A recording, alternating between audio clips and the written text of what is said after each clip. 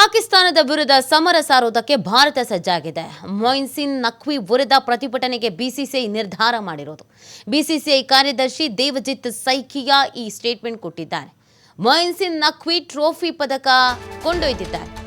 ಇದು ದುರದೃಷ್ಟಕರ ಮತ್ತು ಕ್ರೀಡಾಹೀನ ಪ್ರದರ್ಶಿಸುತ್ತದೆ. ಕೂಡಲೇ ಟ್ರೋಫಿ ಪದಕಗಳನ್ನು ಹಸ್ತಾಂತರ ಮಾಡಲಿ ಅಂತ ಇದೇ ಸಂದರ್ಭದಲ್ಲಿ ಹೇಳಲಾಗಿದೆ. ಬಿಸಿಸಿಐ ಕಾರ್ಯದರ್ಶಿ ದೇವಜಿತ್ ಸೈಕಿಯಾ ಈ ಸ್ಟೇಟ್ಮೆಂಟ್ ಅನ್ನು ಕೊಟ್ಟಿರೋದು. ಮೊಯಿನ್ಸಿನ್ ನಖ್ವಿ ಟ್ರೋಫಿ ಪದಕವನ್ನ ಕೊಂಡೊಯ್ದಿದ್ದಾರೆ. ಇದು ದುರದೃಷ್ಟಕರ ಮತ್ತು ಕ್ರೀಡಾಹೀನ ಪ್ರದರ್ಶಿಸುತ್ತದೆ. ಕೂಡಲೇ ಟ್ರೋಫಿ ಪದಕಗಳನ್ನು ಹಸ್ತಾಂತರ ಮಾಡಲಿ ಅಂತ ಹೇಳಲಾಗಿದೆ. ಪಾಕಿಸ್ತಾನದ ವಿರುದ್ಧ ಸಮರ ಸಾರೋದಕ್ಕೆ ಭಾರತ ಈ ಮುಖಾಂತರವಾಗಿ ಸಜ್ಜಾಗ್ತಾ ಇದೆ. ಸ್ಪೋರ್ಟ್ಸ್ನ ಸ್ಪೋರ್ಟಿವ್ ಆಗಿ ತಗೋಬೇಕು ಅಂತ ಹೇಳ್ತಾರೆ. ಬಟ್ ಇಲ್ಲೂ ಕೂಡ ನರಿ ಬುದ್ಧಿ, ಕುತಂತ್ರ ಬುದ್ಧಿ, ದುಷ್ಟ ಬುದ್ಧಿ, ಅಸಹ್ಯಕರ ಬುದ್ಧಿ ಇದನ್ನ ತೋರಿಸಿರುವಂಥದ್ದು ಪಾಕಿಸ್ತಾನ. ದುರದೃಷ್ಟಕರ ಮತ್ತು ಕ್ರೀಡಾಹೀನ ಪ್ರದರ್ಶನ ಅಂತ ಕೂಡ ಇದನ್ನ ಕಟುವಾಗಿ ಟೀಕಿಸಲಾಗ್ತಾ ಇದೆ. ಎತ್ಕೊಂಡು ಹೋಗಿದ್ದಾರಲ್ಲ ಟ್ರೋಫಿ, ಏನು ಆಡ್ದೇನೆ ಆ ಟ್ರೋಫಿನ ವಾಪಸ್ ತಂದು ಕೊಡಬೇಕು ಅಂತ ಹೇಳಲಾಗ್ತಾ ಇದೆ. ಪಾಕಿಸ್ತಾನದ ವಿರುದ್ಧ ಇದೀಗ ಸಮರ ಸಾರೋದಕ್ಕೆ ಸಜ್ಜಾಗಿರುವಂಥದ್ದು. ಮೊಯಿನ್ಸಿನ್ ನಖ್ವಿ ವಿರುದ್ಧ ಪ್ರತಿಭಟನೆಗೆ ಬಿಸಿಸಿಐ ನಿರ್ಧಾರವನ್ನು ಮಾಡಿದೆ.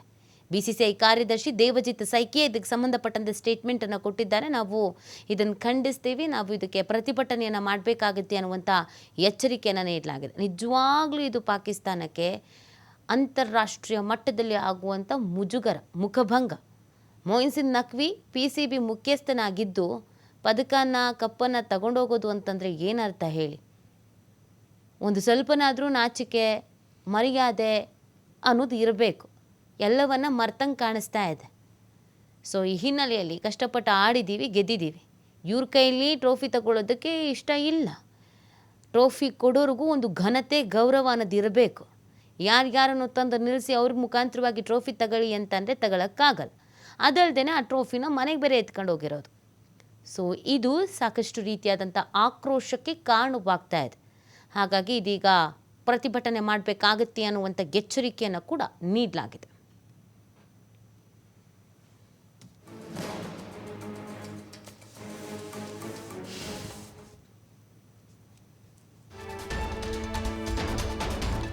ಪಂದ್ಯದ ಸಂಭಾವನೆ ಯೋಧರಿಗೆ ನೀಡಿದ ಸೂರ್ಯಕುಮಾರ್. ನನ್ನ 17 ಮ್ಯಾಚ್ಗಳ ಸಂಭಾವನೆ ಯೋಧರಿಗೆ ನೀಡ್ತೇನೆ. ಟೀಂ ಇಂಡಿಯಾ ಕ್ಯಾಪ್ಟನ್ ಸೂರ್ಯಕುಮಾರ್ ಘೋಷಣೆಯನ್ನು ಮಾಡಿರೋದು. ಫೈನಲ್ ಪಂದ್ಯದ ಬಳಿಕ ಸೂರ್ಯಕುಮಾರ್ ಯಾದವ್ ಈ ಘೋಷಣೆಯನ್ನು ಮಾಡಿರೋದು. ನಿಜವಾಗ್ಲೂ ಇದು ಸ್ವಾಗತಿಸಬೇಕಾದಂಥ ನಿರ್ಧಾರ. ಕ್ರಿಕೆಟರ್ ಆದರೂ ದೇಶದ ಬಗ್ಗೆ ಅಪಾರವಾದಂಥ ಗೌರವ ಮತ್ತು ಅಭಿಮಾನವನ್ನು ಇಟ್ಕೊಂಡಿದ್ದಾರೆ ಸೂರ್ಯಕುಮಾರ್ ಅನ್ನೋದು ಈ ಮುಖಾಂತರವಾಗಿ ಗೊತ್ತಾಗ್ತಾ ಇದೆ. ಪಂದ್ಯ ಮುಗಿದ ನಂತರ ಈ ಸ್ಟೇಟ್ಮೆಂಟನ್ನು ಕೊಟ್ಟಿದ್ದಾರೆ. ಎಷ್ಟು ಮ್ಯಾಚ್ ಆಡಿದ್ರೋ ಈ ಸರಣಿಯಲ್ಲಿ ಅಷ್ಟೂ ಸಂಭಾವನೆಯನ್ನು, ಅಷ್ಟು ಪಂದ್ಯದ ಸಂಭಾವನೆ 7 ಮ್ಯಾಚ್ಗಳು, ಆ 7 ಮ್ಯಾಚ್ಗಳ ಸಂಭಾವನೆಯನ್ನು ಯೋಧರಿಗೆ ನೀಡ್ತೀನಿ, ಇದನ್ನು ಯೋಧರಿಗೆ ಅಂತ ಮೀಸಲಿಡ್ತೀನಿ ಅನ್ನೋದನ್ನು ಹೇಳಿರುವಂಥದ್ದು. ಪಂದ್ಯದ ಸಂಭಾವನೆ ಯೋಧರಿಗೆ ನೀಡಿದಂಥ ಸೂರ್ಯಕುಮಾರ್ ಅವರ ಈ ನಿರ್ಧಾರಕ್ಕೆ ಇದೀಗ ಸಾಕಷ್ಟು ಮೆಚ್ಚುಗೆ ವ್ಯಕ್ತವಾಗ್ತಾ ಇದೆ.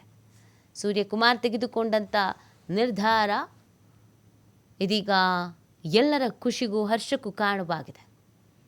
ನಮಗಾಗಿ, ನಮ್ಮ ದೇಶಕ್ಕಾಗಿ ಗಡಿಯಲ್ಲಿ ಹಗಲು ರಾತ್ರಿ, ಚಳಿ, ಮಳೆ, ಬಿಸಿಲು, ಗಾಳಿ ಯಾವುದನ್ನೂ ಲೆಕ್ಕಿಸದೆ ಎದೆಯೊಡ್ಡಿ ನಿಂತಿರುವಂಥ ಯೋಧರಿಗೆ ಈ ಒಂದು ಗೌರವಾರ್ಥವಾಗಿ 7 ಮ್ಯಾಚ್ಗಳ ಸಂಭಾವನೆಯನ್ನು ನೀಡ್ತಾ ಇರೋದು ಇದು ಹೆಮ್ಮೆ ಪಡುವಂಥ ವಿಚಾರ.